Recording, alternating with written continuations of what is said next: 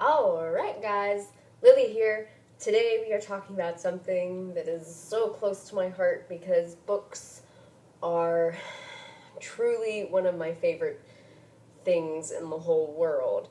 I read all the time, and educating myself has been my primary way of receiving education throughout most of my life because I started homeschooling at age 12.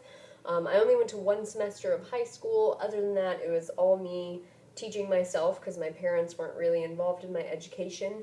So it was all me basically reading, learning what I wanted to, absorbing what I wanted to, and most of it was from books like the ones I'm going to show you. So these books are specifically about plant-based nutrition, a little bit about weight loss and addiction and such, since that's definitely something that I struggled with throughout my life. So, without further ado, first and foremost, I believe that this book is one of the best books that has ever been written on human health and nutrition. If you don't read anything else that's on this list, get this book.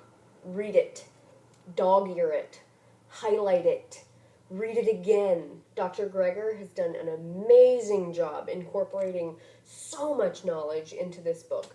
This is the best book ever. So I know that a lot of my viewers are trying to lose weight, and I know that a lot of you guys are dealing with things like really intense cravings for certain foods that you've gotten used to, with emotional eating, stress eating, that kind of stuff. So the following books have been really helpful for me in understanding what was going on inside my body and inside my brain when I was trying to lose weight and having intense cravings, a lot of emotional eating, a lot of binging, some eating disorder stuff, as you guys might know from my previous videos. So number one is The Pleasure Trap. This book is highly recommended because you read this and you realize that the foods that are being marketed and sold to us are designed to be addictive.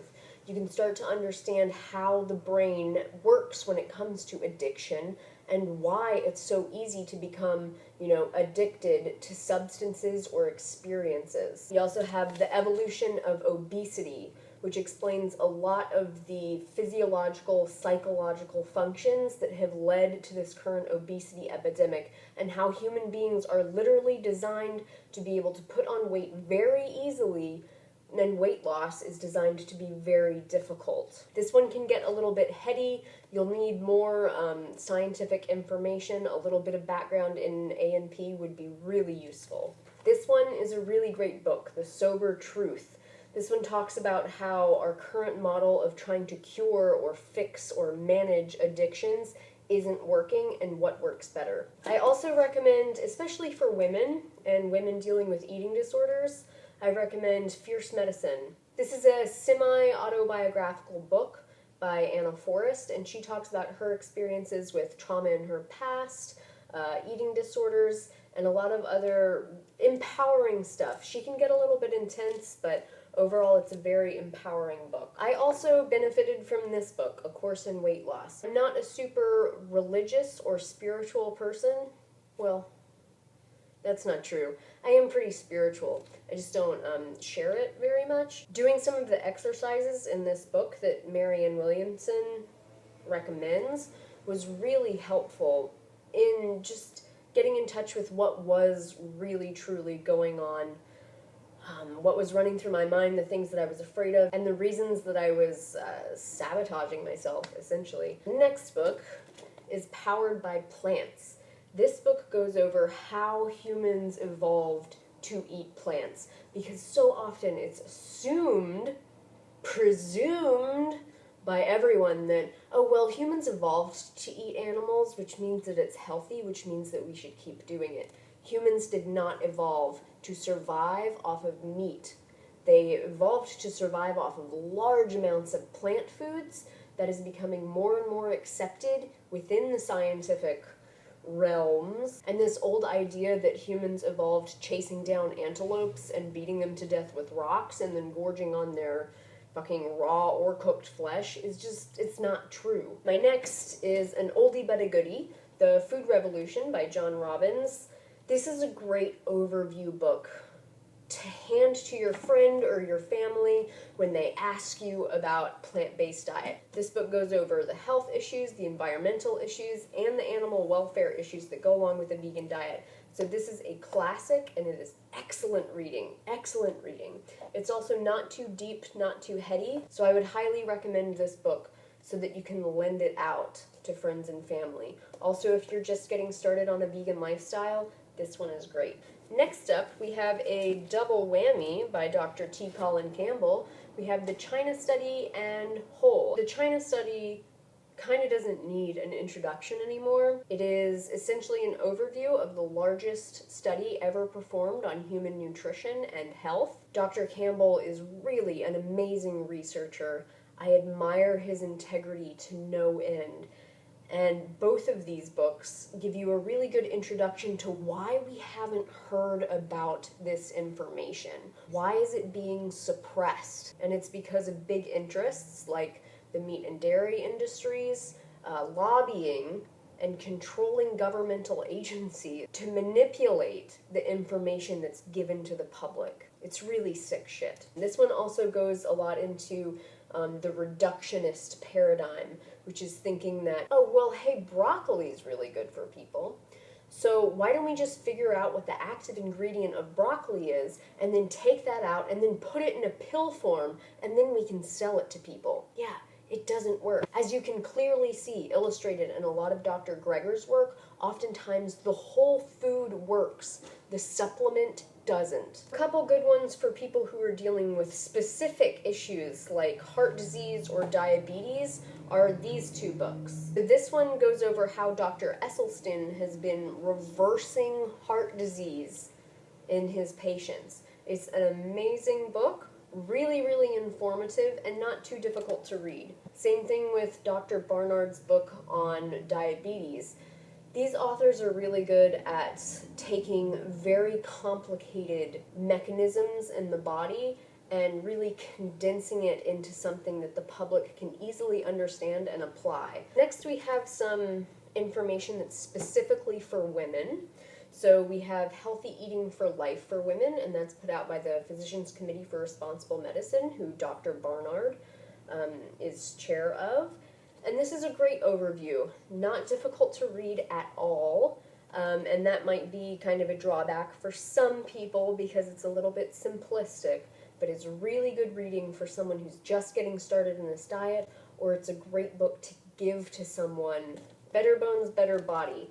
Amazing book on osteoporosis and how consumption of dairy products and calcium supplements and use of the drugs like Fosamax are absolutely the worst things you can do for your bone health. If you are concerned at all about building strong bones and maintaining that bone mass throughout your life, you have got to read this book. Incredibly well researched and referenced. Once you get to a certain age, your doctor is going to recommend that you start getting your boobs smashed between a metal plate and irradiated like once a year. This is a great book on how mammography is not effective. Many women who go through the experience of mammography end up having more tests than they needed to have done. It also talks about erroneous diagnoses and ductal carcinoma in situ, which is not cancer, usually doesn't develop into cancer, yet it is treated as if it is cancer. And that is where we're getting all of these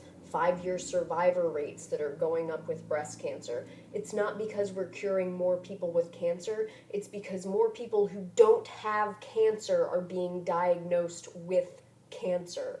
It is sick. For those of us experiencing digestive troubles, we have a great overview by Dr. John McDougall, Digestive Tune-Up. Again, this is a great, simple, easy to read overview that you can hand to someone who has absolutely no training or education in nutrition and is very easy to understand. We also have an interesting book called Missing Microbes. This book is about how the overuse of antibiotics and disrupted microbiomes within our guts is causing a lot of health issues for human beings. And of course, let us not forget that Dr. Greger does teach us how to have a healthy gut microbiome. So, for anyone who has gotten stuck in the medical mill, you know how easy it is to go in to see your doctor as a healthy person and walk out as someone with a serious disease. These books are great overviews on how medical overdiagnosis is harming Americans. A lot of people are being diagnosed with diseases that they don't have. They are then given drugs that have horrible side effects and yet do not effectively treat the quote-unquote disease they have. We also have this book, Overdiagnosed. These two are pretty similar, but they're both great. I would highly recommend them both. This one's quite a bit more expensive, so that's up to you. These books explain really well how people who don't have life-threatening conditions are treated incredibly irresponsibly by the medical establishment. They're given drugs that have horrible side effects, and yet the real causes of what's going on with their health is never addressed, and that is diet, lifestyle, nutrition. Our current model of medicine is all about making money, and you make money off of tests, you make money off of pills. So we have a shit ton of doctors running a lot of tests and writing a lot of prescriptions. That's not how you keep a population healthy. We also have this book, which is specifically about the really terrifying mental health epidemic we have at the moment, and where that came from, why it's happening, and how the drugs that are used to treat psychiatric illness are not effective. They have never been proven to be effective, and that is the really terrifying thing, is that these drugs are being approved without proving that they are effective. In fact, most of them have side effects that cause psychosis. And these two are my favorite plant-based cookbooks. I don't really cook a lot out of them because I don't have an actual kitchen at the moment. Since our house is in the middle of being remodeled, we don't have a stove, we don't have an oven, and I live in Hawaii, so a lot of the ingredients listed in these books aren't necessarily available, or they're super duper pricey. So I use these more as a reference and an inspiration for coming up with new ideas for myself.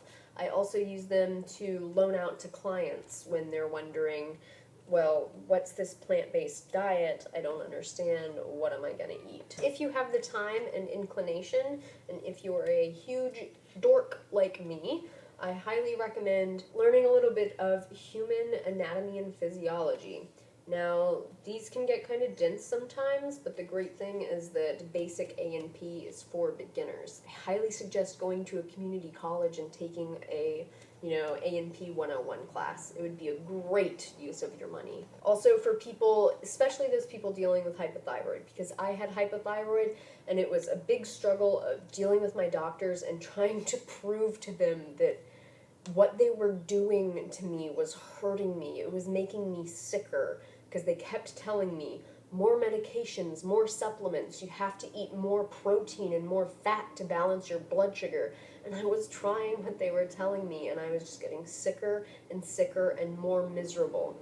When I finally switched to a high-carb vegan diet and saw my health do a 180 within a week, I didn't understand how that was possible. Reading books like this helped me to understand. There was another book called, what was it called? It's something like, Why Are My Blood Tests Normal When I Still Feel Sick? Something about hypothyroidism, and reading that book was really helpful in understanding the mechanisms that were happening.